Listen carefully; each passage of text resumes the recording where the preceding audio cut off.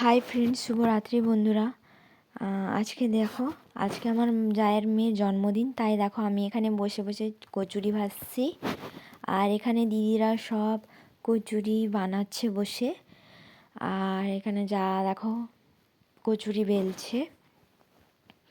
আর চলো তোমাদেরকে দেখাই কি আজকে আমাদের রাত্রে মেনু হয়েছে। তো দেখো এখানে পায়েস হয়েছে, আর চিলি সয়াবিন হয়েছে।